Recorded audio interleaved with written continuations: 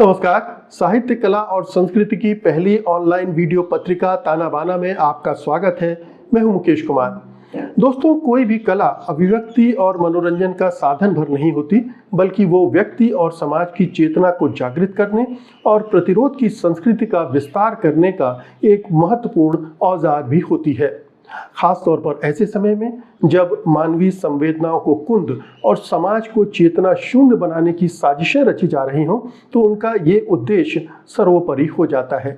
इस छोटी सी टिप्पणी के साथ पेश है आज का ताना बाना।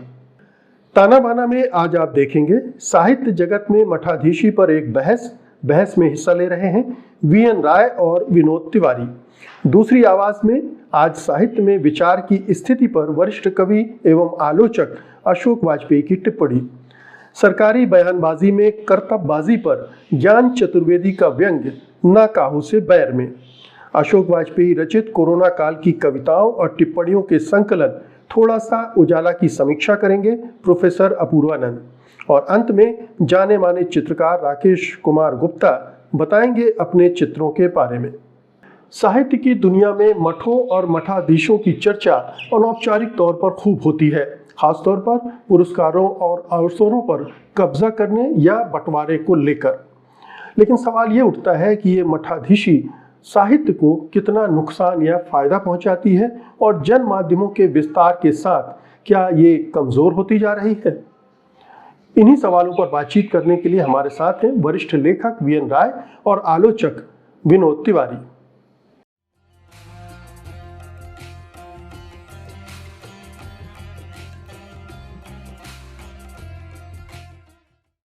ताना बाना में आप दोनों का स्वागत है। विभूति जी, मेरा पहला सवाल थोड़ा सा अटपटा सा है। ये इस विषय पर बातचीत करने के लिए मैंने बहुत सारे लोगों को फोन किए, बहुत सारे लोगों ने हाथ जोड़ दिए, बहुत सारे लोग इससे बच निकले, कट निकले। आखिरकार इस विषय में ऐसा क्या है जो लोग इस पर बात करने से कतरा रहे हैं? अनम्यूट कर लीजिए। ये विषय है भी बड़ा विवादास्पद और आमतौर से लोग इसलिए भी बचते हैं कि इसमें बहुत सारे व्यक्तिगत रेफरेंसेज आएंगे, बहुत सारे नाम लिए जाएंगे, बहुत से नाम छूट जाएंगे। तो आमतौर से लोग सोचते हैं क्यों किसी विवाद में फंसा जाए।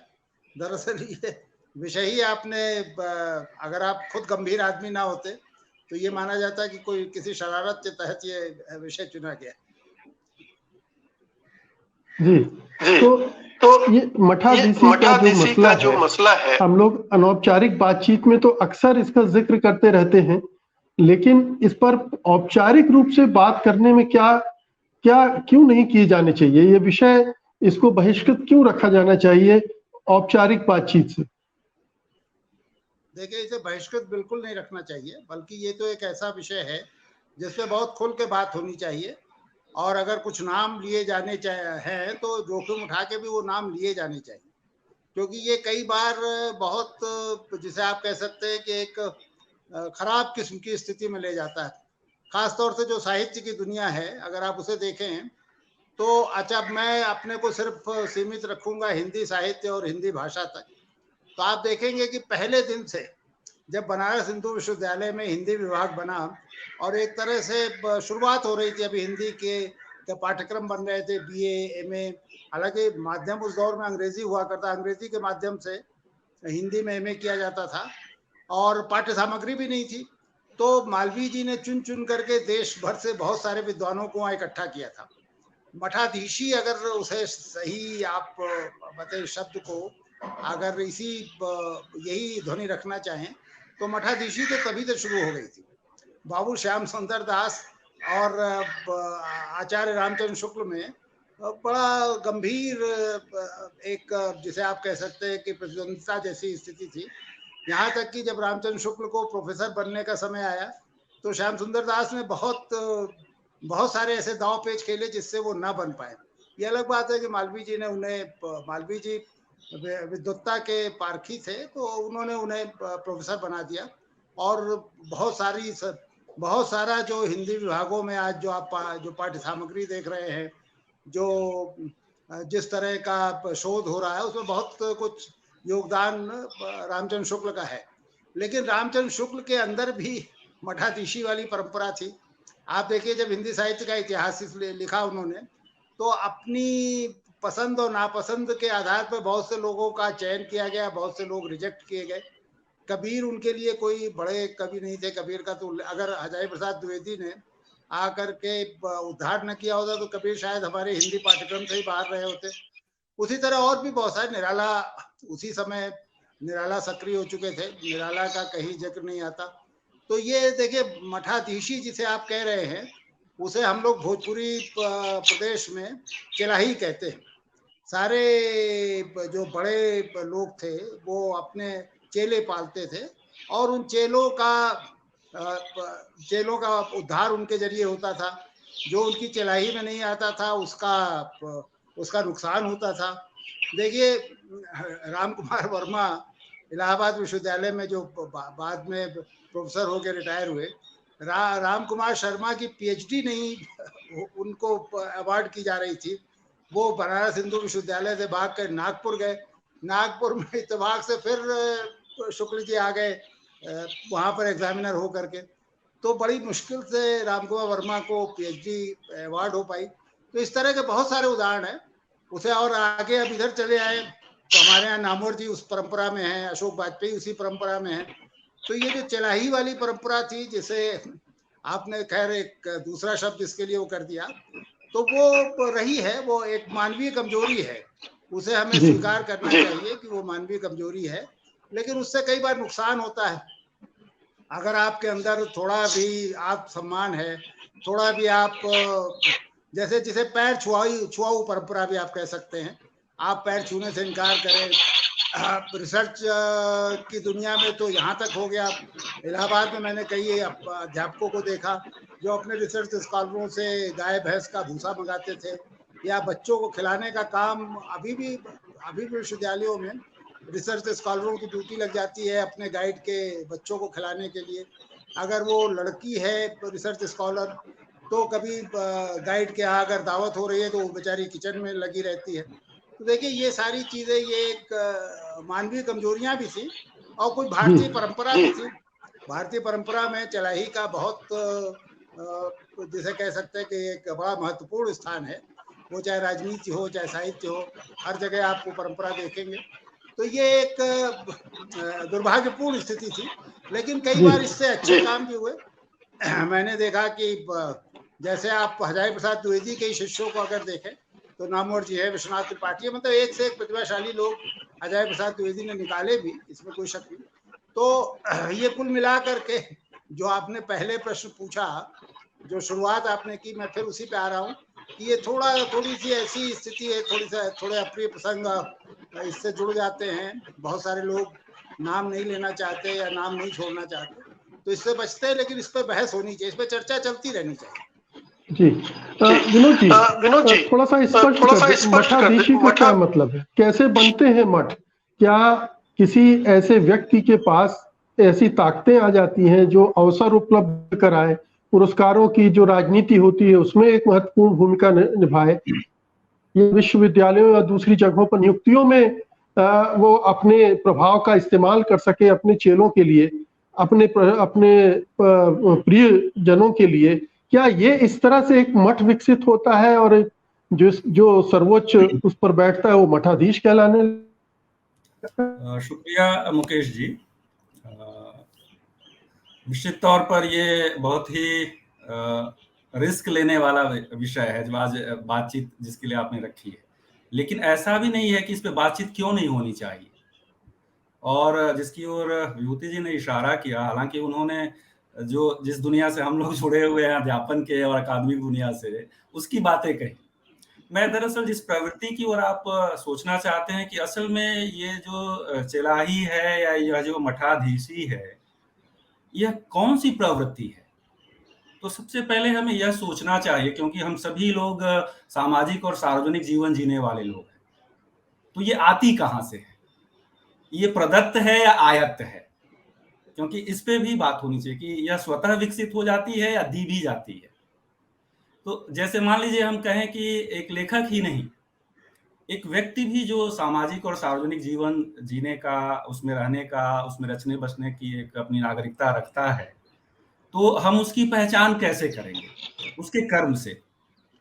और जिस कर्म में वह प्रवृत्त है, वही उसके क्षेत्र की भी परिभाषा बनाता है, जिसको हम लोग कहते हैं उसके क्षेत्र को पहचानने जानने की।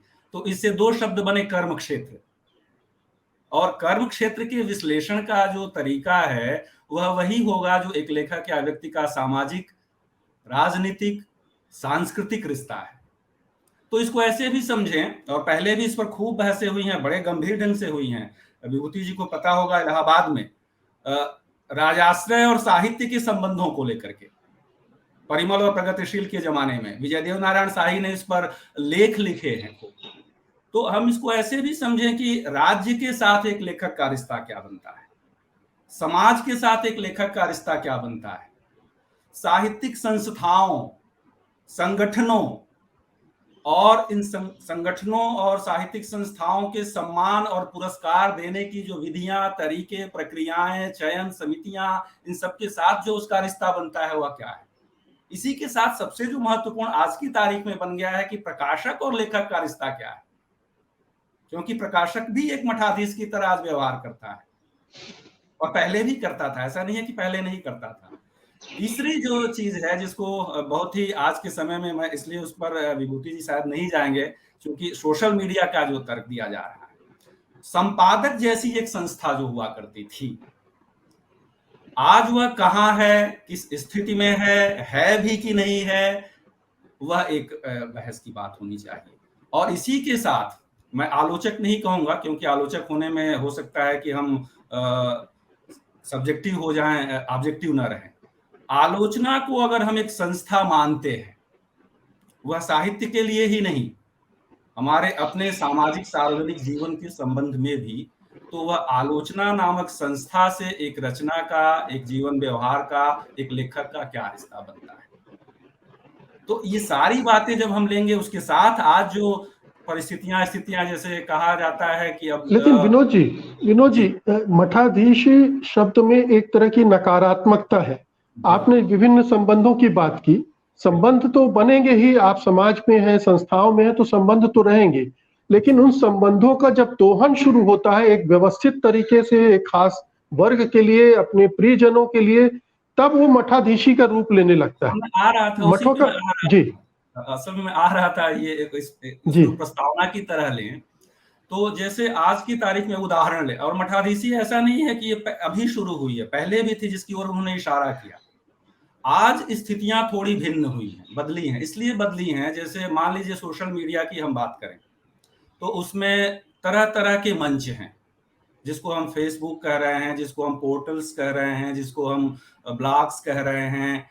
तो उसमें यह है कि एक पहले जैसी स्थिति थी कि रचनाएं छपने छपाने की जो राजनीति थी, या जो जिसको आप इशारा कर रहे हैं कि अपने भारत जैसे देश में जिसके कई तरह के एस्पेक्ट्स हैं। अब जैसे मान लीजिए जिसमें हम मठाधीशी की ओर बात कर रहे हैं, यह आई कहाँ से? क्या किसी व्यक्ति के या साहित्य में ही केवल थोड़े ही है? आप उस प्रवृत्ति को समझें जो हमारी सामाजिक प्रवृत्ति है, जैसे कि व्यक्तिवाद और व्यक्ति पूजा।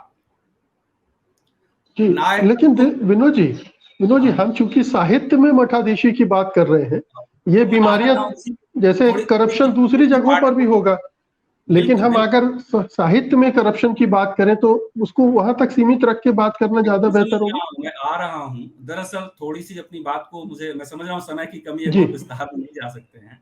असल में जिस समाज में व्यक्ति पूजा का इतना महत्व हो और नायकत्व को अवतारवाद की तरह से लिया जाता हो, साहित्य से इतर नहीं होगा। जिस ओर आप कहना चाहते हैं दरअसल भ्रष्टाचार या करप्शन, साहित्य से अलग नहीं होगा। उस नायकत्व को अवतारवाद की तरह लिया जाए और विकल्पहीनता के सत्य को भ्रामक स्थितियों तक फैलाया जाए कि अरे इनका तो कोई विकल्प नहीं। जैसे एक नाम लिया उन्होंने, और भी नाम आप लीजिए, जैसे हमारे अपने समय में ही आप नामवर सिंह का नाम लेते हैं तो अज्ञेय का नाम लीजिए, भैरव प्रसाद गुप्त का नाम लीजिए, राजेंद्र यादव का नाम लीजिए।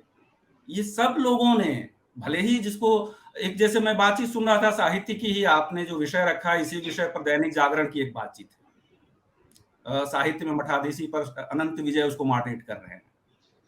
जो उसके वक्ता हैं, उसमें एक वक्ता को स्पष्ट ही नहीं है कि मेंटरशिप और मठाधीशी में क्या अंतर है, क्या फर्क है। ये भी हमें जानना होगा, क्योंकि भुवनेश्वर और जैनेन्द्र प्रेमचंद की खोज हैं उसी संपादकीय परंपरा से। तो मेंटरशिप एक अलग चीज है, और वो नए नए लेखकों को हम कहीं ना कहीं आगे बढ़ाते हैं। आलोचना नामक संस्था बढ़ाती है, पत्रिका नामक संस्था बढ़ाती है, लेकिन दरअसल होता यह है, जैसे उदाहरण के रूप में आज सोशल मीडिया का हम जिक्र करें तो फेसबुक एक लेखक बनने या साहित्यकार कहलाने के लिए एडमिशन लेने या पोर्टल्स जो है वो तरीका हो सकता है, लेकिन उसमें आप देखें तो वह एडमिशन लेने वाला जो नया लेखक बनना चाहता है वह उसको ओपन यूनिवर्सिटी की तरह से ही, दूरस्थ शिक्षा की तरह से ही लेता है।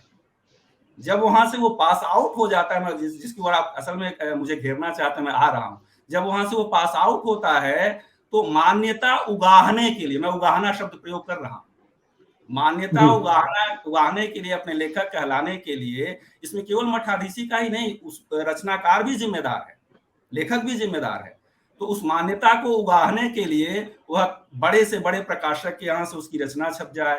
आप एक कार्यक्रम करते थे, मुझे याद है, रविवार के दिन नामवर सिंह के साथ सुबह सवेरे, उसमें एक पंक्ति का कोट पाने के लिए रचनाकार लालायित रहते थे कि मेरे बारे में क्या कह दिया उन्होंने।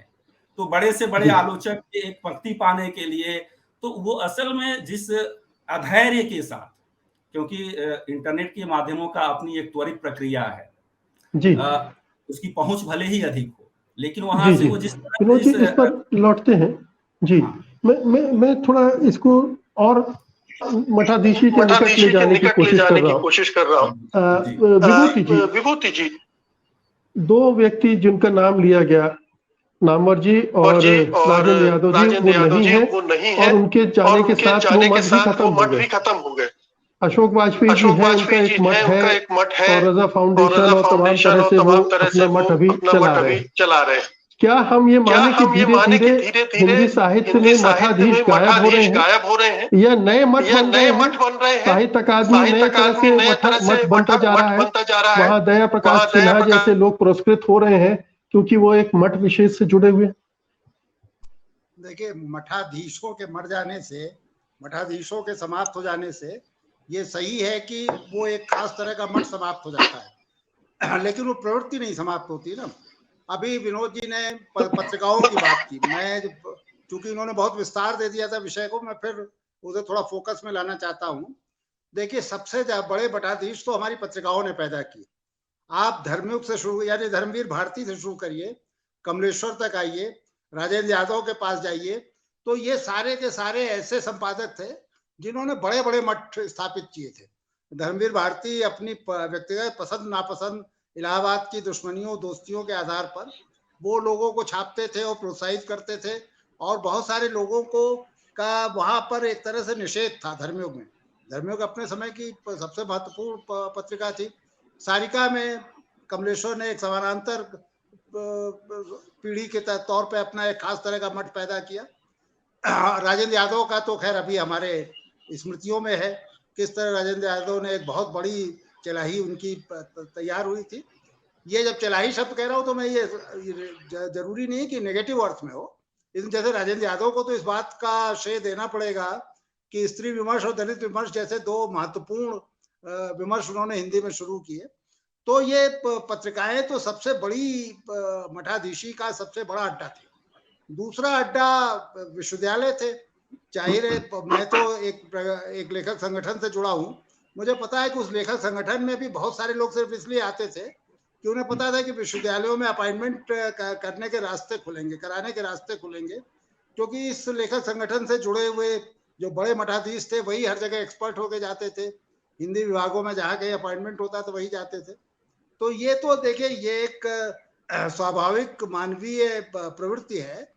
भारत में कुछ ज्यादा दिखाई देती है, क्योंकि हमारे यहाँ एक वर्ण व्यवस्था नाम की एक बड़ी घृणित संस्था थी जो इसको प्रोत्साहित करती थी, है ना। ये कहा जाता था गुरु गोविंद दोनों खड़े और काके लागो पाओ, तो गुरु का पैर लगना चाहिए। तो जो गुरु बनने की इच्छा थी वो हमारे यहाँ थोड़ा ज्यादा है, और खासतौर से जो सवर्ण जातियों के आलोचक आए, सवर्ण जातियों के जो संपादक आए, उनके मन में तो बहुत, राजेंद्र यादव तो एक अपवाद चलिए मान लीजिए, तो उनके मन में तो बहुत ज्यादा थी। मुझे अभी तक याद है, मैं भी एक विश्वविद्यालय से इत्तेफाक से जुड़ा, तो मुझे अभी तक याद है कि वो पैर छूने की, मतलब दुनिया में शायद ही कहीं ये दिखाई देगा कि आप दौड़ के फट से पैर छूना चाहते हैं। ये पैर छूना ही वो चलाही को एक तरह से रिकॉग्नाइज करना है। अगर गुरु बड़े वात्सल्य के साथ और स्निग्ध भाव से हाथ उठा के उसको आशीर्वाद दे दे, तो मतलब वो उसने चलाई स्वीकार कर ली। तो ये हमारी अपनी जो प्रवृत्तियां थी, हमारी जो अपनी प्रकृति है भारतीय मेधा की, उसको भी ये सूट करता है। और जैसा आपने कहा कि ये कुछ लोग चले गए, कुछ लोग अभी भी, अशोक वाजपेयी का आपने नाम लिया, उनके पास एक अकूत धन वाली एक ट्रस्ट है, तो उनके आप चलाई की वही परंपरा देखेंगे जो कुछ वर्ष पहले आप नामवर जी क्या देखा करते थे। तो ये तो चलता रहेगा। अशोक जी भी कोई, मतलब वो भी नश्वर है, उनके बाद कोई दूसरा आएगा, वो भी इसी तरह का एक मठ बना लेगा। तो ये तो चलता रहेगा। इसमें जो पॉजिटिव चीजें उन्हें भी हमें देखना चाहिए। जैसे मैं फिर आपको कहूंगा कि जैसे हजारी प्रसाद द्विवेदी की जो शिष्य परंपरा थी, देखिए उसमें कितने बड़े लोग निकले, है ना। नामवर जी भी निकले, विश्वनाथ त्रिपाठी भी निकले, और भी एक लंबी श्रृंखला है जो उनके मठ से निकली थी। लेकिन बहुत जगहों पे इसका नेगेटिव अर्थ भी हुआ। तो ये एक, या आप ज्ञान रंजन को लीजिए, ज्ञान रंजन वैसे तो कोई, आपको लगेगा कोई मठ नहीं चलाते, लेकिन एक दौर था जब वो मध्य प्रदेश का कोई भी प्रतिष्ठित लेखक, कोई भी नया महत्वाकांक्षी लेखक ऐसा नहीं था जो उनके दरबार में न जाता हो, जो पहल में ना छपना चाहता हो। तो ये इसका कोई नेगेटिव वो नहीं था। ज्ञान रंजन का पॉजिटिव कंट्रीब्यूशन है। उन्होंने बहुत सारे लोगों को तराशा, बहुत सारे लोगों की जो छिपी हुई प्रतिभा थी उसको सामने लाए। तो इस जो आप जिस विषय पे बात कर रहे हैं, उसमें सिर्फ नेगेटिव उसके निहितार्थ नहीं निकलते, कई बार पॉजिटिव भी निकलते। ये अलग बात है कि बहुत सारी प्रतिभाएं, बहुत सारे जो सचमुच जिनके अंदर आग थी, वो इसलिए छिप गए या उनकी आग दब गई क्योंकि वो किसी बड़े मठाधीश की नजर उन पर नहीं पड़ी थी। लेकिन फिर भी मेरा मानना है कि बहुत सारे लोगों को, मैं तो सिर्फ एक दिन सोवियत लैंड के जो पुरस्कार थे उनको देख रहा था, बहुत से लोगों को कम उम्र में मिले, वो समाप्त हो गए, उनको कोई याद नहीं करता, क्योंकि मिले भी इसलिए थे कि नामवर जी की कृपा थी या और इसी तरह के लोगों की कृपा थी। तो लेकिन जो सचमुच प्रतिभाशाली थे और उन्होंने मठाधीशी का उपयोग सिर्फ इसलिए कि इस दूरी तक किया कि वो कोई ना कोई उन्हें शिनाख्त कर ले, उसके बाद फिर वो अपने प्रतिभा से गए। तो ये मठाधीशी में दोनों तरह के, उसमें नेगेटिव कनोटेशंस भी हैं और उसमें कुछ पॉजिटिव निहितार्थ भी हैं। जी विनोद जी, अभी आप सोशल मीडिया का जिक्र कर रहे थे, डिजिटल मीडिया का जिक्र कर रहे थे। क्या इस मीडिया के आने के बाद ये मठ परंपरा कमजोर पड़ी है? क्या हिंदी साहित्य, उसके अपने निगेटिव पॉजिटिव हो सकते हैं, लेकिन क्या अब मठ टूट रहे हैं, ध्वस्त हो रहे हैं, या आपको लगता है कि अब नए मठ बन रहे हैं? जैसे मैंने अभी साहित्य अकादमी का जिक्र किया, या इस तरह की जो साहित्यिक संस्थाएं हैं वो अपने आप में नए मठ हैं और वहां दूसरे तरह की विचारधाराएं, दूसरे तरह के स्वार्थ को प्रश्रय मिल रहा है? असल में ऐसा मैं नहीं मानता कि मठ टूट रहे हैं। उसके निर्माण और उसके बनने की एक नई प्रक्रिया हम वहां देख सकते हैं, इसलिए कि बाजार जब तक हावी रहेगा, और बाजार हम जानते हैं कि किस तरह से उपयोग में लाता है चीजों को, तो स्वाभाविक है कि इस बाजारीकरण के दौर में, जिनको हम इंटरनेट के माध्यम कह रहे हैं, वह एक लगता हुआ दिखता हुआ है, क्योंकि वहां ऐसा नहीं है कि एक एडिटिंग है, एक छपने की धन खर्च हो रहा है, किस तरह की चीजें हैं। तो स्वाभाविक है कि वह रोज ही अपना एक पत्रिका का संस्करण या रोज ही एक चीज छाप सकते हैं, दे सकते हैं। तो वह तो टूटा है, वह निश्चित तौर पर, जिस ओर आप इशारा कर रहे हैं कि वह छपने के लिए संपादकों को जिस तरह से हम जी हुजूरी करते थे, या एक तरह की, उसको हम खराब शब्दों में कहें तो चाटुकारिता, प्रशंसा ये पसंद करते थे और दरबारगिरी पसंद करते थे संपादक, क्योंकि दरबार भी लगाए जाते थे। और आप देख लीजिए तो वो शुरू से ही, जिसकी ओर उन्होंने नागरिक प्रचारणी सभा से लेकर के और ज्ञानपीठ तक की मैं बात कर रहा हूँ, तो उसमें सभी शामिल हैं। तो वो टूटा है, लेकिन ऐसा नहीं कहा जा सकता है कि वह मठाधीशी खत्म हो रही है, क्योंकि उसमें भी प्रतिस्पर्धा है। और जहां प्रतिस्पर्धा होगी, जहां मान्यता पाने और बड़े होने और गुणवत्ता के आधार पर न भी हो, प्रतिभा न भी हो, वहां चूंकि अपने को कहलाने का यह मोह होगा, तो जो उसको मॉडरेट कर रहा है, जो उसको संचालित कर रहा है, उसकी भी कुछ अपेक्षाएं होती हैं। हमारे समाज में जातिवाद की, क्षेत्रवाद की, भाषावाद की अभी जड़ें टूटी नहीं, जिसकी ओर वर्ण व्यवस्था कह रहे थे, तो वह भी समीकरण वहां काम करते हैं। यही दिल्ली में मैं देखता हूं काम करते हैं। तो ये सारे ही ऐसे तर्क हैं जिनको हम कह सकते हैं कि ऐसा नहीं है कि मठाधीशी कहीं अलग से आई है। मठ दरअसल वहीं से आए हैं, जो जिसको हम धार्मिक सांस्कृतिक रूप से सोचते समझते हैं। वहां एक पूजा भाव, एक चाटुकारिता, एक प्रशंसा, प्रश्नवाचकता वहां नहीं हो सकती है मठ में, और होगी तो निश्चित तौर पर नामवर सिंह और विश्वनाथ त्रिपाठी जैसे लोग निकलेंगे, उसी मेंटरशिप से निकलेंगे। तो मेरा अपना मानना है कि उसका स्वरूप बदल गया है, उसके तरीके बदलेंगे। मठ के जो व्यक्ति थे, व्यक्ति पूजा बदलेगी, उसकी पूजा दूसरी जगह जाएगी, उसको प्रशंसा दूसरी जगह जाएगी, लेकिन जब तक मनुष्य की प्रवृत्ति नहीं बदलेगी। तो विनोद जी, नए मठ कौन से हैं फिर? अब कौन से नए मठ बन गए?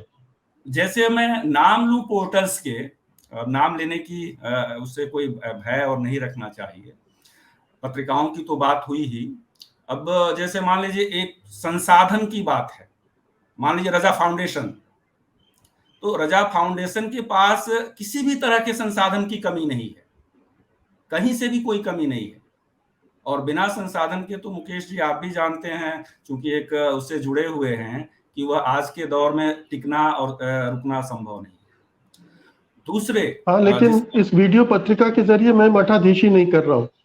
ये अच्छी बात है, ये अच्छी बात है। इसको मैं यह नहीं कह रहा हूँ, उससे नहीं जोड़ के देख रहा हूँ, ये अच्छी बात है। इसलिए हम लोग आए भी हैं कि कुछ बातचीत अच्छे से हो सके, क्योंकि वो बातचीत सुनी है मैंने जो अनंत विजय ने कराई है, वो असंबद्ध और अस्पष्ट बातचीत है। तो उस मठाधीशी का जो तर्क अभी आप कह रहे हैं, जैसे मान लीजिए मैं एक पोर्टल चला रहा हूँ, तो स्वाभाविक है कि पसंद और नापसंद तो मेरी भी होगी ना। अगर मैं लेखक हूँ, रचनाकार हूँ, तो आप भी हैं, तो और होता ही है वो। अब उसमें वह महत्वपूर्ण है, पसंद और नापसंद, लेकिन वह किन कारणों से है यह जब तक स्पष्ट नहीं हो जाता है, रचना के अपने परिप्रेक्ष्य के साथ है, उसकी गुणवत्ता के साथ है, तब तो ठीक है। लेकिन अगर वो केवल दूसरे अन्यत्र कारणों से है, तो स्वाभाविक है कि हम रचनाकार को भी उपकृत कर रहे हैं और कहीं न कहीं अपने होने का बोध भी करा रहे हैं कि मैं तुमको ऐसा आगे बढ़ा दूंगा। और आगे बढ़ा देना, प्रमोट करना पहले भी होता रहा है, लेकिन आज प्रमोशन जिन तर्कों पर, जिन अपेक्षाओं पर हो रहे हैं, वह कहीं न कहीं साहित्य के स्तर को गिरा रहे हैं, मेरा यह कहना है। तो मठाधीशी अच्छी बात है, लेकिन उसमें क्वालिटी अगर बनी हुई है, उसमें से निकलती थी कुछ क्वालिटी, जिसकी ओर वो इशारा कर रहे हैं कि हमेशा नकारात्मक अर्थ में उसको नहीं लेना है। लेकिन मुझे जो लगता है कि आज बाजारू दौर में वह स्थिति थोड़ी-सी विचलित हुई है और मठाधीशी की स्थिति बनी हुई है, मैं उसको फर्क करके नहीं देखता। जी, विभूति जी, अंत में एक छोटी सी टिप्पणी, नए मठ कौन से बन रहे हैं, नए मठाधीश कौन से उभर कर आ रहे हैं?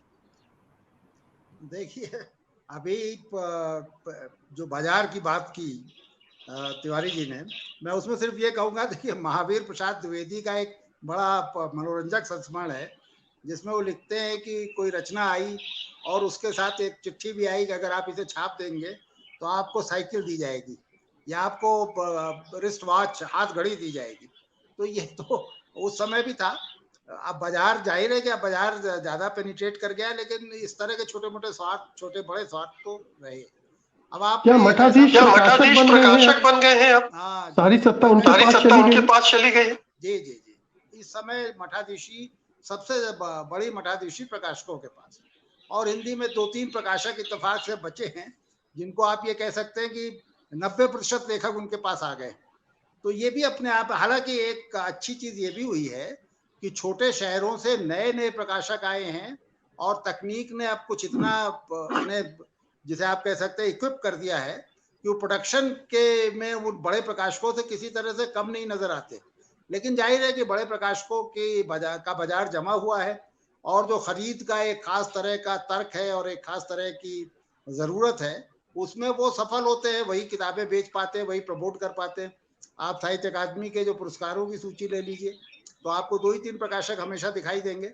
तो ये प्रकाशक भी जो एक ज़माने में संपादक की हैसियत होती थी, अब काफ़ी हद तक प्रकाशक की हो गई।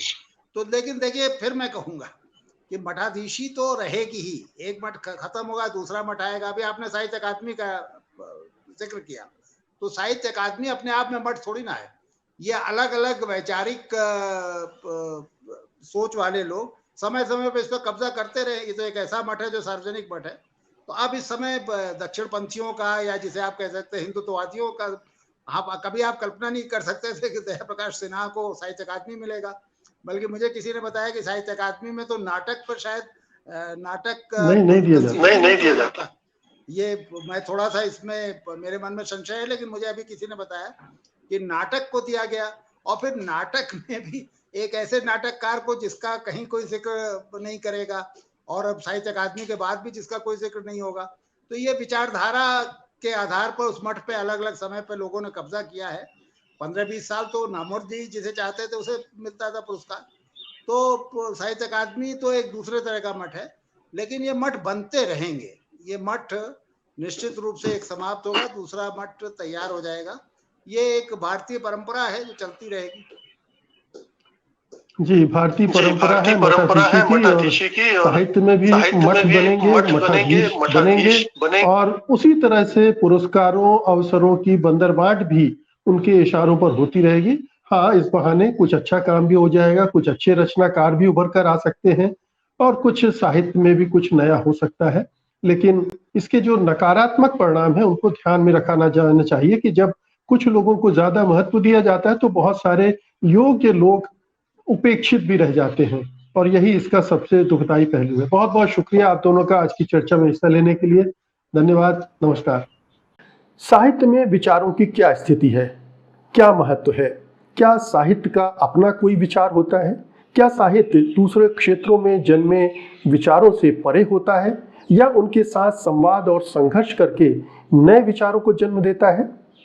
वरिष्ठ कवि एवं आलोचक अशोक वाजपेयी आज अपने स्तंभ में इन्हीं प्रश्नों पर विचार कर रहे हैं। तो देखते हैं उनका वीडियो स्तंभ दूसरी आवाज।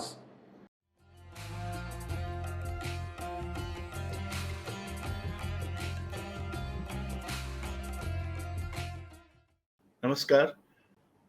दूसरी आवाज में आज मैं साहित्य, विचार और विचारधारा पर कुछ बात करना चाहता हूं। वैसे तो हम साहित्य पर विचार करते हैं, साहित्य में विचार करते हैं, पर इसको स्वीकार करने में बहुत हिचक है, और दूसरे वैचारिक अनुशासनों में है सो है, स्वयं साहित्य में भी बड़ी हिचक है कि हम साहित्य को भी विचार की एक विधा माने। साहित्य में जो विचार पैदा होता है, विकसित होता है, वो हमेशा कहीं और से नहीं आता। वो साहित्य की अपनी प्रक्रिया से भी विचार पैदा होते हैं। आप अपने बड़े लेखकों का उदाहरण लें, प्रसाद का, निराला का, प्रेमचंद का, अज्ञेय का। इनमें विचारों का जो रसायन है वो कई तरह से है, और उसको आप उस युग के मसलन गांधी दृष्टि में विलीन नहीं कर सकते।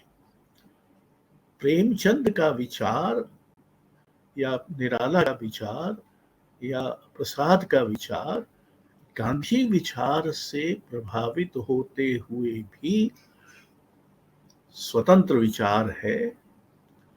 साहित्य का अपना विचार है, प्रसाद का अपना विचार है, या प्रेमचंद या निराला या अज्ञेय का अपना विचार है, आगे जाके मुक्तिबोध इत्यादि का। तो एक तो ये बात है। दूसरी बात ये है कि साहित्य अन्यत्र विकसित विचारों का उपनिवेश नहीं होता, बल्कि वो अन्यत्र विकसित विचारों के साथ संवाद करता है, नोकझोंक करता है, कई बार संघर्ष भी करता है। उसको अन्यत्र विकसित विचारों से कोई नापसंदगी नहीं है, लेकिन वो उपनिवेश बनने से इनकार करता है। तीसरी बात यह है कि साहित्य में अकेला विचार तो नहीं होता, उसमें भावनाएं, अनुभव, प्रसंग, छवियां, स्मृतियां, कल्पनाएं।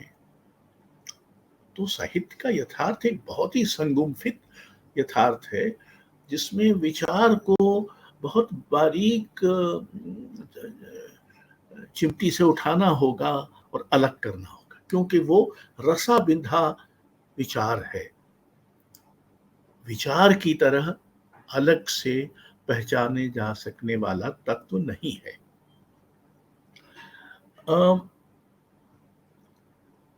और जब भी ये कोशिश होती है कि साहित्य को उसके विचार में घटाया जाए, जो कि अक्सर हिंदी आलोचना करती रही है और बड़े मुदित मन और प्रसन्न भाव से करती रही है, जब भी ये कोशिश होती है तब भी साहित्य की के साथ, उसकी संपूर्णता के साथ, उसकी समग्रता के साथ न्याय नहीं होता।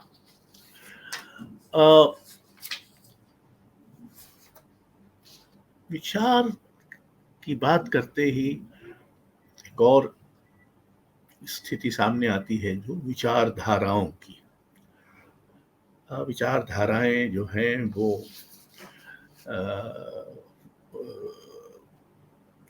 उनका प्रभुत्व होता है, उनके आपस में द्वंद्व होते हैं, उनकी व्याप्ति, और खासकर 20वीं शताब्दी में विचारधारात्मकता को लेकर बहुत बड़े बड़े विवाद, बड़े बड़े संघर्ष, यहाँ तक के विचारधाराओं के नाम पर तो भयानक जनसंहार भी हुए।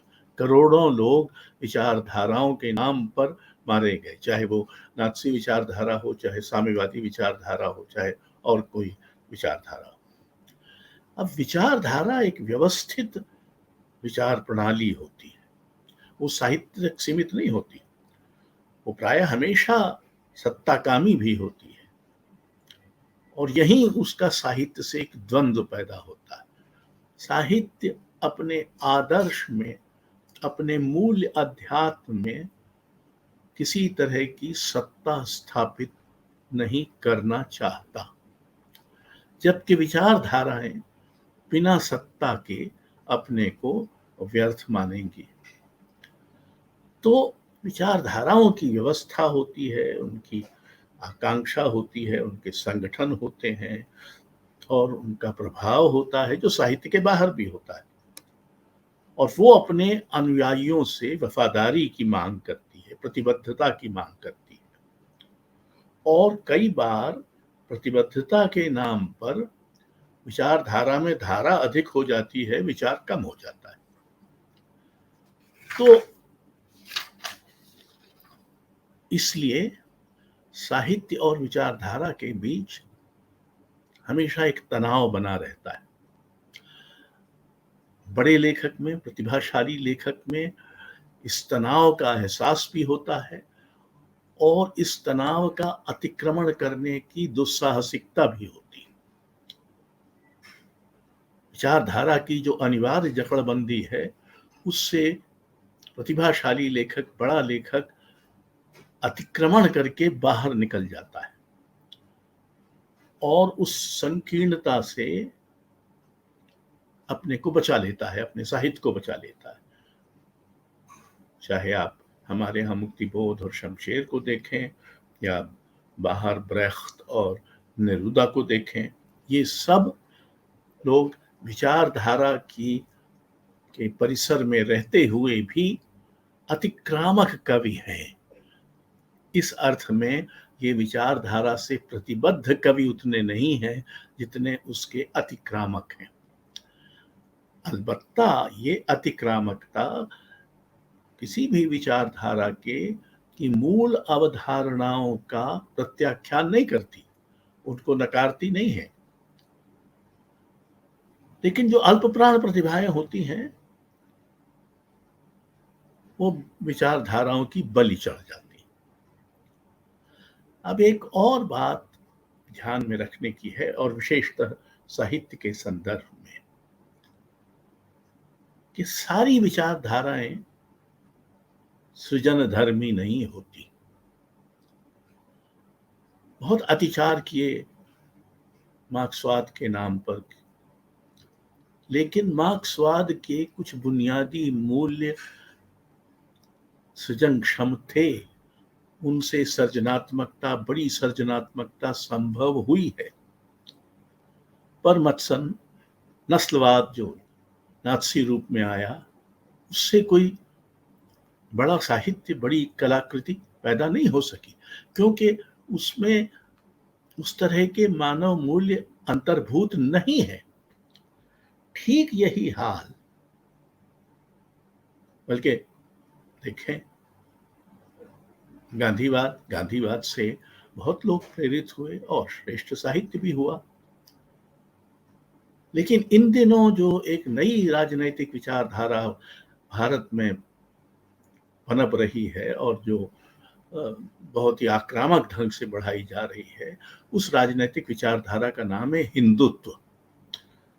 अब हिंदुत्व ने तो अभी तक साधारण स्तर के लेखक भी पैदा नहीं किए, साधारण स्तर का साहित्य भी नहीं आया है उनकी ओर से। ऐसे लेखक हैं जो हिंदुत्व के प्रति वफादार हैं, लेकिन अपनी रचनाओं में वो वफादारी नहीं दिखा पाते, क्योंकि उनकी रचनाओं में से हिंदुत्व नहीं निकल ही नहीं सकता, क्योंकि जो राजनीतिक विचारधारा घृणा, अन्याय, हिंसा पर आधारित है, वो सृजन धर्मी नहीं हो सकती। कई बार सरकारों पर बयान देने का दबाव होता है, यानी हालात नाजुक होते हैं और वो कुछ कहने से बचना चाहती हैं, मगर लोकतंत्र का तकाजा उन्हें मजबूर कर देता है बयान देने के लिए। ऐसे में सरकारें बिना कुछ कहे कैसे बयान देती हैं, इस हुनरमंदी पर कटाक्ष कर रहे हैं जाने माने व्यंग्यकार ज्ञान चतुर्वेदी।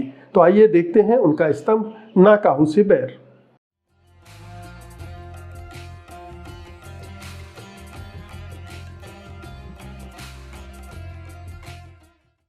कठिन सा विषय है।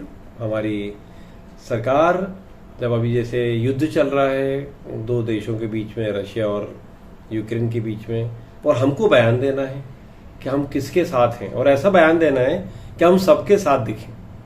तो ये जो एक सार्थक बयान कैसे लिखा जाता है सरकार के द्वारा और कैसे प्रसारित किया जाता है, उसको लेके एक छोटी सी रचना लिखी है, आप सुनिए। सरकार बयान तैयार कर रही है। किस बात पर? अरे आप किसी भी बात में मान लीजिए किसी देश में युद्ध हो गया, कहीं तख्ता पलट गया, किसी मित्र या शत्रु देश में कुछ हो गया, या किसी बड़े देश ने आदतन किसी छोटे देश को थप्पड़ मार दिया, टंगड़ी मार कर गिरा दिया, कुछ भी है, तो अब आपसे मांगा जा रहा है कि आप बयान दें। सरकार को बयान देना है। सावधानी से चुने हुए शब्द, गोलमाल सा अर्थ, एकदम अर्थहीन हो तो और भी अच्छा, एक टोटका करना है। अब ऐसा बयान तैयार करने में 4 बड़े लोग लगे हैं भाई साहब, सरकार के शीर्षस्थ लोग, बड़े अफसर, सलाहकार, राजनीतिज्ञ, बड़े लोग जिनका जीवन ही बयानों में गुजरा है। तो एक सज्जन ने कहा कि हम स्थिति पर नजर रखे हैं। ये तो पढ़ के होता है, इतना तो हमने लिख लिया। अब इसके आगे यार दूसरा बोला, यार स्थिति पर नजर रखे हैं, हमें तो आपका ये वाक्य कुछ जम नहीं रहा, क्यों ना हम इसे कह दें कि हम पैनी नजर रखे हैं, सतर्क नजर रखे हैं। तीसरा एकदम बीच में आया, अरे भाई साहब क्या कर रहे हैं, ये मत करना, पैनी या सतर्क नजर से हमें बचना होगा। ऐसा कहा कि हमारा बयान कड़ा बयान बदल जाएगा।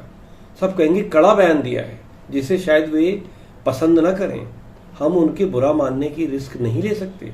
अब बहस चल पड़ी कि नजर यदि पैनी और सतर्क हो जाए तो बयान कितना कड़ा हो जाता है। देखो भाई, बड़ी ताकतें इन्वॉल्व हैं, तो हम पैनी नजर की तो बात ही ना करें।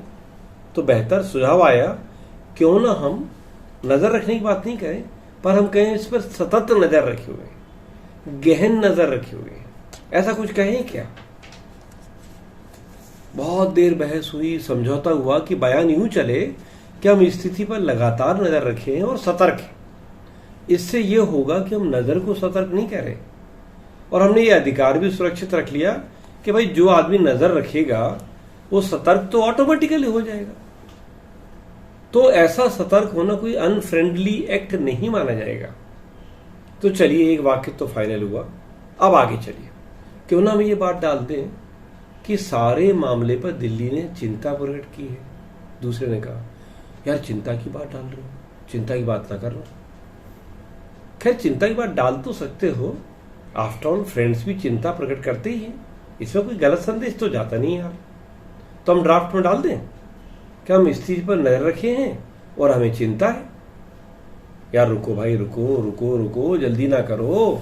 तीसरा पुराना अनुभवी सीनियर ब्यूरोक्रेट है, वो कुछ देर आंख मूंद कर सोचता रहा, फिर बोला यार मामला संवेदनशील है, हमारे बयान पर सबकी नजर होगी, आप एक बार फिर से पढ़कर बताओ। दूसरा पढ़ता रहा, सोचता रहा, मुझे लगता है नजरें और चिंता जो हम मिला रहे हैं ना, तो बयान ऑटोमेटिकली कड़ा होता जा रहा है। या तो नजर रखें या चिंता वाली बात को टाल दें, दोनों को एक साथ करने पर बयान से भर्त्सना का स्वर उठ रहा है और हम अनावश्यक ही जजमेंटल हो। वैसे दोनों बातें हैं तो अलग है यार, चिंता अलग है कि वो स्थिति पर नजर अलग है। ऐसे बयान से कड़ा तो नहीं बनता, पर जैसा आप कहें, जब एक ही बात है दोनों, तो हम फिर दो तरह से क्यों कह रहे हैं? इससे तो ये संदेश जाएगा कि हम वही बात बार बार कह रहे हैं। तो यार आप ही लिख दो भैया, जरूर जरूर लिखो भाई, हम स्थिति पर नजर रखे हुए हैं। ये तो यार 1 घंटे से लिखा रखा है और मसले का शीघ्र ही ऐसा कोई हल निकल आएगा जो सभी पक्षों को मंजूर हो। ये भी डाल दो यार, ये भी अच्छा रहेगा। यदि हम इसमें कहीं लोकतंत्र, मानवीय सरोकार, शांति की स्थापना डाल दें तो बयान मुकम्मल हो जाएगा। यार बड़ा लंबा बयान हो रहा है तो रहने दो। लंबे बयान के 50 अर्थ निकाल लेते हैं लोग। लंबा करना ठीक नहीं, जितना संक्षिप्त करें उतना ठीक। फिर काटो काटो, सब काटो, लिखो। और आज फाइनली जो बयान बना कि आज ही सरकार ने जो बयान दिया है कि हम स्थिति पर नजर रखे हैं, तो इसे आप छोटा सा ऐसा ही फालतू का बयान ना मान लें। बड़ी लंबी, बड़ी गहन चर्चा के बाद ये सार्थक बयान निकला है। बस ऐसे ही सार्थक बयान निकलते रहे। थोड़ा सा उजाला वरिष्ठ कवि अशोक वाजपेयी द्वारा कोरोना काल में रचित कविताओं और टिप्पणियों का संग्रह है। उनकी कविताएं एक तरफ बताती हैं कि घरबंदी ने किस तरह से उनका ध्यान प्रकृति और मानव त्रासदी की तरफ खींचा, दूसरी ओर उनकी टिप्पणियां साहित्य और संस्कृति के परिसर में विचरण करती नजर आती हैं। जाने माने समालोचक प्रोफेसर अपूर्वानंद हमारे साथ हैं, तो आइए उनसे इस संग्रह पर बात करते हैं।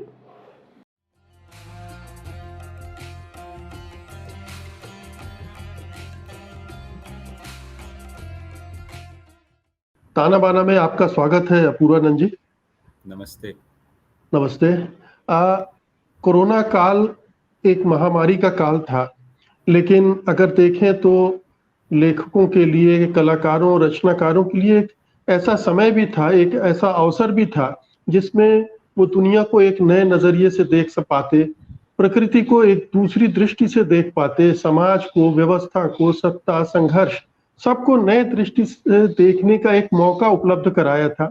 और इस मौके को का इस्तेमाल करते हुए बहुत सारे रचनाकारों ने बहुत सारी चीजें रची। अशोक वाजपेयी जी का ये जो संग्रह है, जिसमें टिप्पणियां भी हैं, कविताएं भी हैं, वो उसी कोरोना काल के दौरान की हैं। तो इसको 2 हिस्सों में बांटकर हम लोग देख सकते हैं। एक तो कविताओं का खंड है और दूसरा उनकी टिप्पणियों का। तो मैं चाहता हूँ सबसे पहले उनकी कविताओं पर बातचीत करें आपकी टिप्पणी से। जी हाँ, आपने बिल्कुल ठीक कहा कि कोरोना का समय ऐसा था जब कम से कम लेखकों और कलाकारों को उसने एकांत दिया, निर्जन दिया। एक तरह से वे अपना सामना कर रहे थे, अपने कला माध्यम की परीक्षा भी कर रहे थे और समझने की कोशिश कर रहे थे कि इस असाधारण समय को क्या वे व्यक्त भी कर सकते हैं।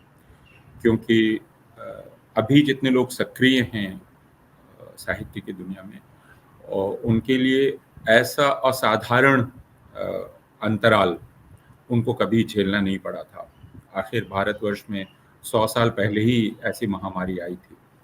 तो यह एक एकांत जिसकी कामना हर कवि करता है, लेकिन ऐसा एकांत या एकाकीपन कोई नहीं चाहता है जो उस पर आरोपित कर दिया गया है, जिसमें वह लोगों से नहीं मिल सकता है। सिर्फ वह अपने आप से और अपनी कला से मिल सकता था, अपने कला माध्यम से मिल सकता था, और यह समझने की कोशिश कर सकता था कि अब इसकी क्या उपयोगिता है जिस क्षण में वह रह रहा है। तो आपने ठीक ही कहा कि अशोक वाजपेयी जो हिंदी के वरिष्ठतम कवियों में से एक हैं, संभवतः उस पीढ़ी के अकेले बच गए कवि हम जो हमारे बीच सक्रिय हैं, सिर्फ हैं नहीं बल्कि सक्रिय जीवन वैसे कवि हैं। तो उनके लिए अपने जीवन के पिछले पड़ावों से भी इस पड़ाव की तुलना करने का एक मौका था। तो यह जो संग्रह है उनका थोड़ा सा उजाला, जो कविताओं और टिप्पणियों का संकलन है, इसमें जो चीज़ सबसे पहले ध्यान खींचती है वो यह कि यह एक तरह से कविता को गद्य रूप में देखने का मौका आपको देता है। बाद में अपनी टिप्पणी में एक जगह वे प्रश्न भी करते हैं कि अगर गद्य का एक गुण माना जाता है, गद्य अगर कविता जैसा लगे तो एक गुण माना जाता है, फिर कविता गद्य जैसी लगे तो उसको गुण क्यों नहीं माना जाना चाहिए। तो मैं इस संकलन की एक खासियत मानता हूँ इसका प्रायः अभिधात्मक होना, अभिधा का इस्तेमाल करना, और बिल्कुल ही निश्चल ढंग से ऐसे प्रश्न करना जो प्रश्न कुछ लोगों को लग सकता है कि आखिर एक परिपक्व कवि खुद से क्यों कर रहा है। अपनी लाचारी के बारे में बात करना, निरुपायता के बारे में बात करना, कई बार यह सोचना कि शायद जो लिखा जा रहा है वह सब कुछ कारगर नहीं है, और अपनी निराशा को खुलकर व्यक्त करना। तो यह मैं उनकी कविताओं में जो थोड़ा सा उजाला की कविताएं हैं उनमें मैं यह देखता हूँ। जैसे ये प्रश्न आप देखिए, क्या उत्तर दोगे तुम जब वे पूछेंगे वह नीली आभा कहाँ गई, कहाँ गया वह मानसल लाल, कहाँ वह हरियाई पीतिमा। इस तरह का प्रश्न, या यह निर्जन में आवाजें हैं, शब्द नहीं हैं, लोग नहीं हैं, नियत समय पर फिर भी हो रहा है सवेरा।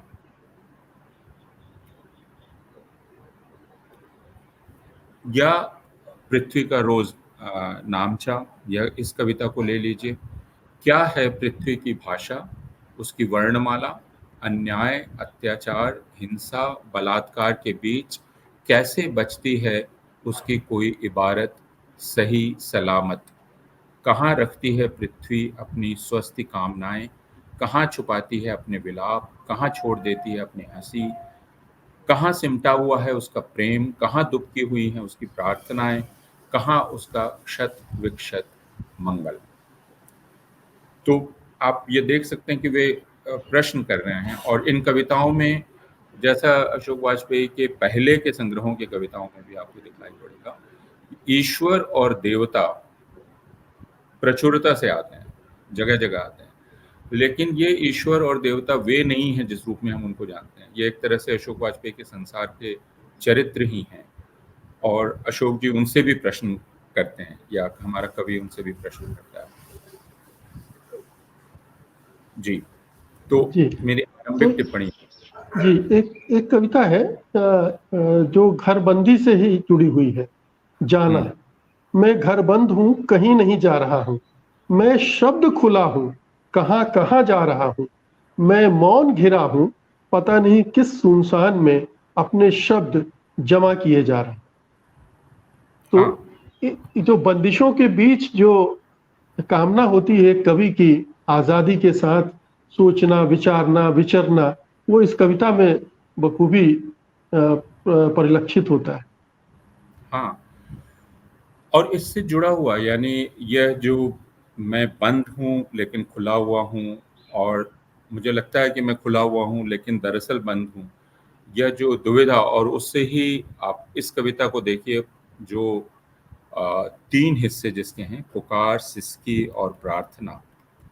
और उसमें पहला हिस्सा आप देखिए, एक पुकार है, घरों के बीच की संकरी गली से उठती है एक पुकार, गुलमोहर और सप्तवर्णी वृक्षों को छूती हुई, जिसे कोई नहीं सुनता, न कोई उत्तर देता है। पुकार हवा की तरह हम सबको छू कर दूर चली जाती है, और हमें बाद में पता चलता है किसी ने शायद हमें ही पुकारा था। क्या कभी धरती ऐसे पुकारती है? तो यह जो पुकार है, यानी पुकार जो पुकारती हुई चली जाती है और जिसे पुकारा जा रहा है उसे उस वक्त पता नहीं चलता। या इसका दूसरा हिस्सा जो सिसकी है, जो सुनाई नहीं देती और पास के मंदिर के शिखर को छूती हुई कहीं दूर चली जाती है। या फिर इसका तीसरा हिस्सा है एक प्रार्थना, मंडरा रही है अबाबील की तरह, उस देवता को खोजती हुई जिसे वह संबोधित है। कहाँ है ठिकाना मंगल का, उसके सहमे देवता का। तो एक तो यह है, लेकिन उसके फौरन बाद आप वे आ सकते हैं जैसे कविता देखते हैं जो बहुत ही सीधे ढंग से लिखे जा रही है, और उसमें एक व्यंग्य भी है। वे कभी भी आ सकते हैं मुस्तंड भयावने लाठी भांजते हुए, भक्ति की बुलंद आवाज में तहकीकात करने। अब इस पर ध्यान हमारा जाना चाहिए, भक्ति की बुलंद आवाज में तहकीकात करने, इस पर। और जी। फिर वे पूछते हैं कि तुम क्या कर रहे हो, पता है तुमको क्या कर रहे हो? और तुम अपनी सहमति लड़खड़ाती आवाज में कहोगे मैं समझा नहीं, आप क्या पूछ रहे हैं? और फिर वे मुक्का मारेंगे आदि आदि। और तुम फिर भी रिरियाती आवाज में कहोगे मुझे जो दिखाई दे रहा है उसी का बखान कर रहा हूं। उनमें से एक जो नाटा पहलवान लगता है, तुमको यह बखान करने का काम किसने सौंपा? तुम मानोगे किसी ने नहीं, मैं कवि हूं, मेरा काम है गवाही देना। उनमें से एक दहाड़ेगा तब तमाशबीनों की जुट गई भीड़ को देखकर, तुम्हें गवाही देने किसने बुलाया? बहुत धीमी आवाज में तुम कहोगे भाषा ने। उनमें से दूसरा बरसेगा तुम्हारी भाषा की ऐसी तैसी, भक्ति जयकार विजय, क्या ये तुम्हारी भाषा में नहीं है? तुम हिम्मत बटोर कर कहोगे भाषा में तो है, पर मेरी भाषा में नहीं। तुम्हारी भाषा गटर के लायक है, के काबिल है, कहकर वे तुम्हें गटर में ढकेल कर चले जाएंगे। वे आ सकते हैं कभी भी। तो अभी जब एक एक वाचालता है, काफी शोर है, भाषा है हमारे चारों तरफ चीखती हुई, लेकिन कविता की भाषा क्या करती है? और क्यों कविता की भाषा स्वीकार्य नहीं है? जो अभी सत्ताधारी राजनीति है या राजनीतिक विचारधारा उसको, तो कविता की भाषा में और इस राजनीतिक भाषा में अंतर क्या है? और जी। खासकर मेरा ध्यान जिस चीज ने खींचा हुआ भक्ति की बुलंद आवाज, तो इसमें जो व्यंग्य है उसको, और भक्ति इसके बाद भी बिल्कुल अंधभक्त चीख रहे हैं हमारे चारों तरफ, हम रोज जी उनको सुन रहे हैं। ये भक्ति की बुलंद आवाज ही है, जिसमें भक्ति नहीं है, और ये भक्ति है भी तो एक खास तरह की भक्ति है। एक और जो दुविधा की आपने बात की, उससे जुड़ी मैं एक कविता है दीवार पर, उसकी केवल 3 लाइन पढ़ता हूँ। दीवार चुप्पी है और दरवाजा आवाज, दीवार सपना देखती है दरवाजा हो जाने का, दरवाजा सोचता है वो दीवार में है ही क्यों। जी हाँ, तो यह कविता है, लेकिन इस संग्रह में एक जिस और चीज ने मेरा ध्यान खींचा वो ये कि शायद इस निर्जनता ने और इस एकांत ने बहुत ही गौर से अपने चारों तरफ की प्रकृति को और संसार को देखने को भी प्रेरित किया कवि को। और जो हाइकू का या इस तरह की कविताओं का गुण है, जिसमें आप जो है उसका वर्णन करते हैं उसके ब्यौरे के साथ, तो ऐसी कविताएं भी इसमें मिलती हैं। आपने द्वार की बात की, दरवाजे की और दीवार की। तो एक कविता जो आप कह सकते, कई कविताओं की श्रृंखला है, प्राचीन जापानी चीनी कविता की याद में तो उसमें उसके द्वार को आप देखिए, यह एक नन्हा सा, ये 12वां है, 12वां अंश, एक नन्हा सा द्वार है जिसे ठेलती है हवा, गंध का द्वार खुलता है। लेकिन इस पूरी श्रृंखला को पर ध्यान देने की जरूरत है, जिसमें आकाश कुछ अधिक नीला है, धूप कुछ अधिक चटक, वह कुछ अधिक अकेला, या फिर उड़ना, खुदकना, चहचहाना, क्या इतने ही काम हैं दारुण ग्रीष्म में गौरैया के पास। तो बहुत गौर से देखना, ब्यौरों को नोट करना और उनके सामने लाना, जो आमतौर पर हम देखते तो हैं लेकिन नहीं देखते, क्योंकि उन ब्यौरों को नहीं देखते। तो हमारा देखना एक सपाट देखना है, और कवि का काम है वे जो ब्यौरे नहीं दिख रहे हैं उनको प्रत्यक्ष कर देना। तो यह संग्रह इस काम को भी करता है।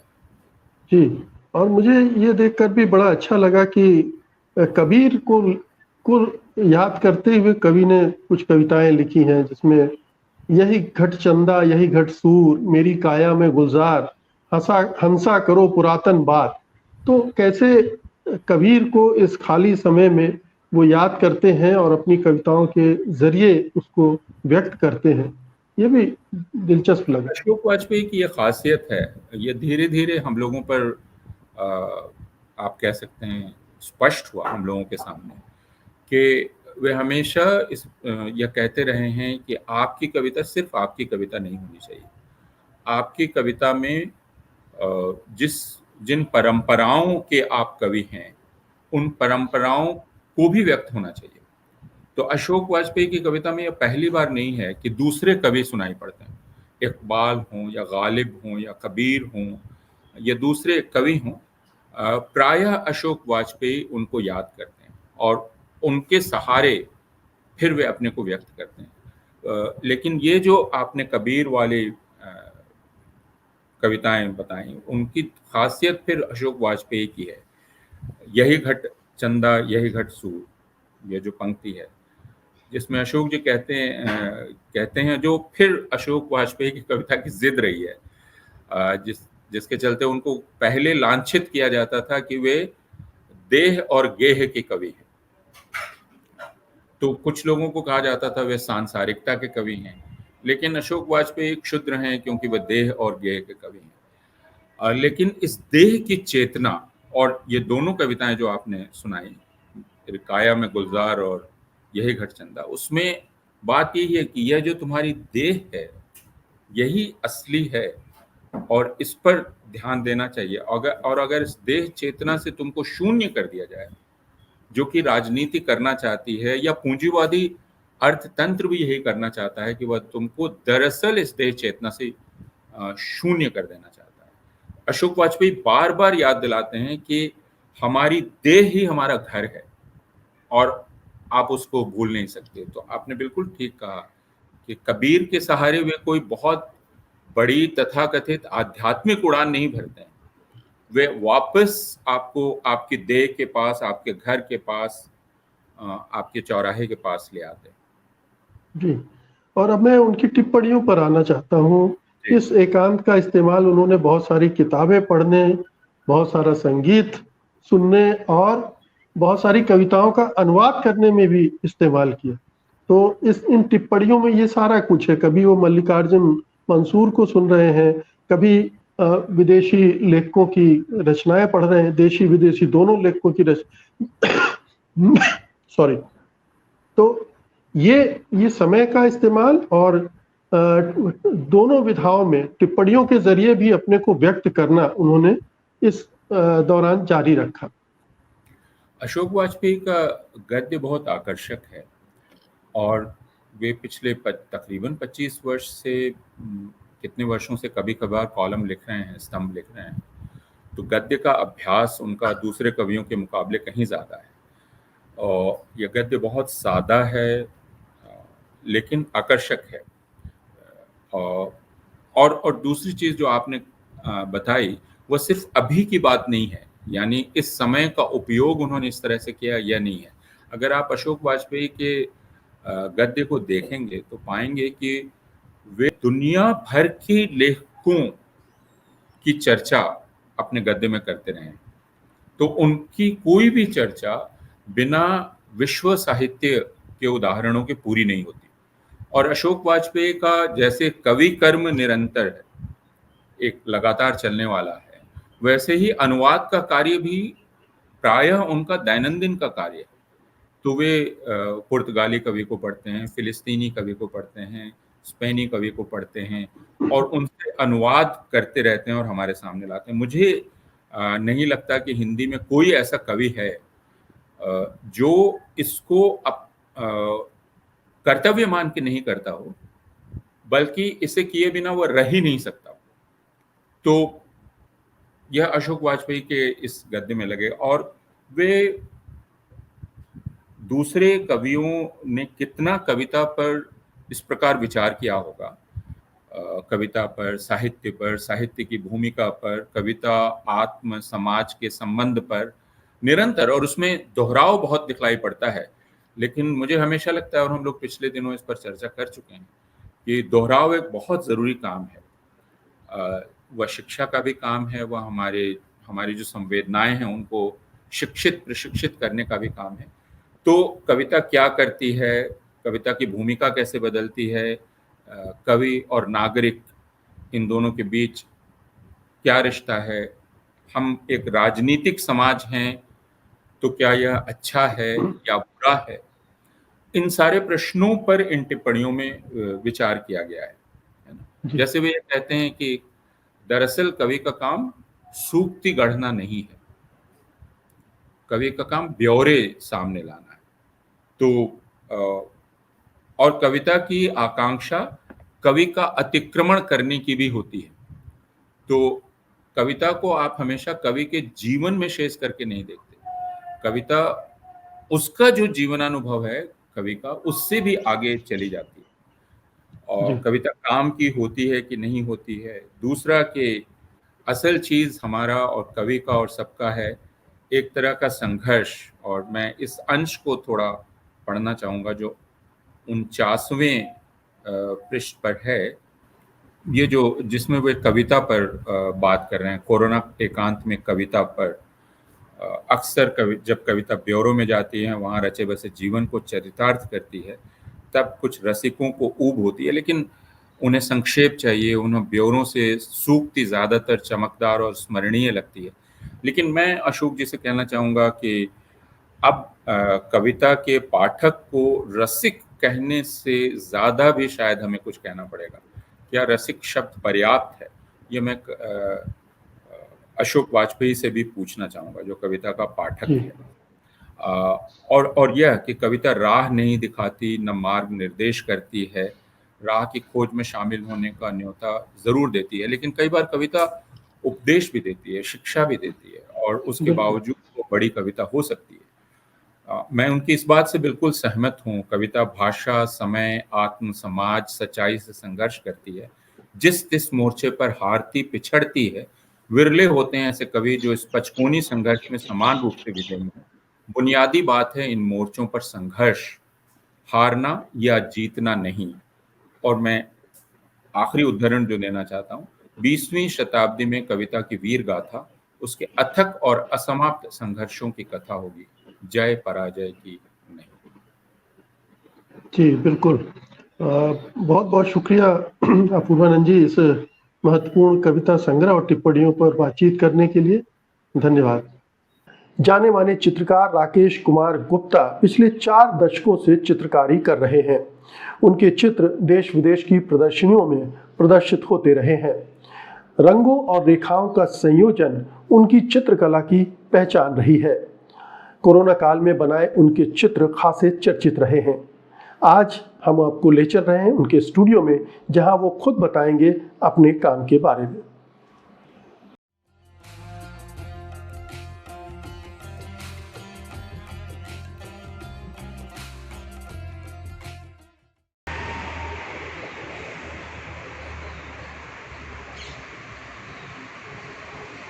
ताना बाना के दर्शकों को मेरा नमस्ते। मैं तकरीबन 35 साल से पेंटिंग कर रहा हूँ और उसमें भी 14-15 साल से मैं हेड्स पे काम कर रहा हूँ। आइए मैं आपको अपने कुछ काम दिखाता हूँ। ये मेरे ब्लू काम है। मैंने ब्लू कलर में काफ़ी हेड्स बनाए हैं।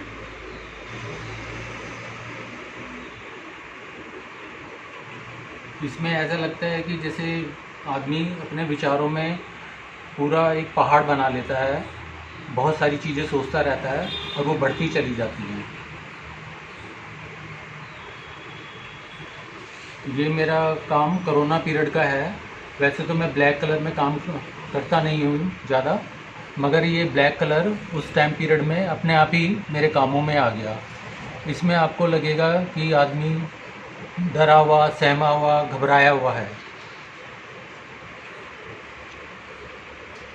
कोरोना पीरियड में आदमी घरों में बंद थे और सहमे हुए थे काफ़ी।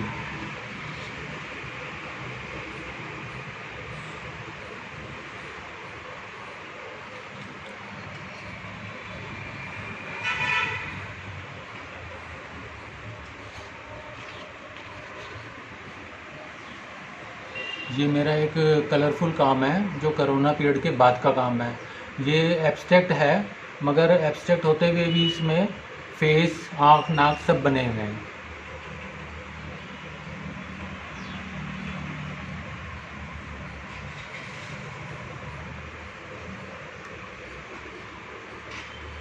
ये एक फीमेल फिगर है और इसमें आपको पूरा स्ट्रक्चर नज़र आएगा जैसे ह्यूमन बॉडी में होता है।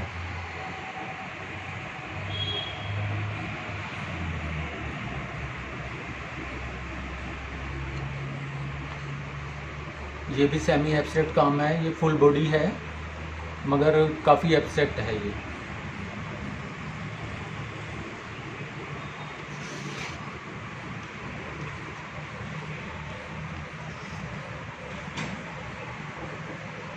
ये भी एक हेड है और इसमें भी आपको स्ट्रक्चर नज़र आएगा।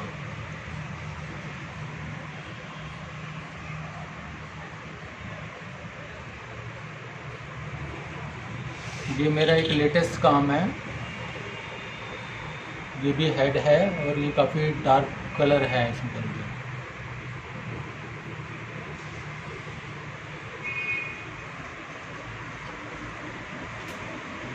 ये मेरा तकरीबन 20 साल पुराना काम है।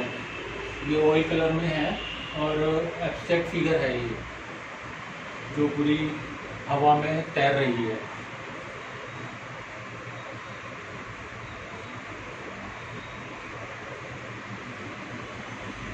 ये उसके बाद का पीरियड का काम है जो मैं हेड पे काम कर रहा था और ये काम कैनवस पे है।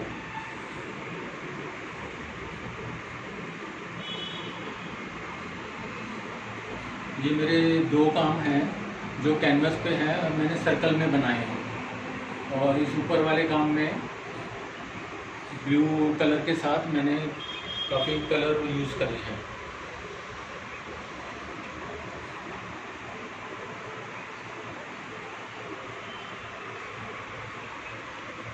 ये भी मेरा एक ब्लू कलर का काम है और ये भी सर्कल में है।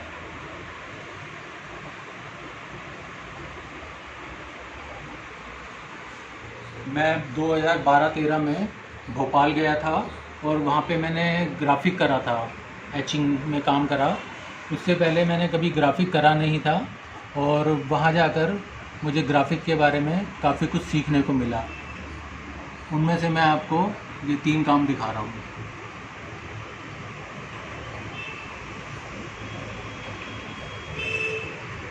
ताना बाना की टीम को मेरी तरफ से धन्यवाद कि उनके माध्यम से लाखों लोग मेरे काम को देख पाएंगे। ताना बाना में आज बस इतना ही। आज का अंक आपको कैसा लगा हमें ज़रूर बताइएगा। हमें आपकी प्रतिक्रियाओं का इंतज़ार रहता है। आप अपनी प्रतिक्रियाएं हमें tanabana@sathhindi.com पर भेज सकते हैं। और अब मुझे अनुमति दीजिए, अगले रविवार को रात 9 बजे मैं फिर हाजिर होऊंगा ताना बाना के नए अंक के साथ। तब तक के लिए नमस्कार। सत्य हिंदी का ऐप डाउनलोड करें गूगल प्ले स्टोर पर।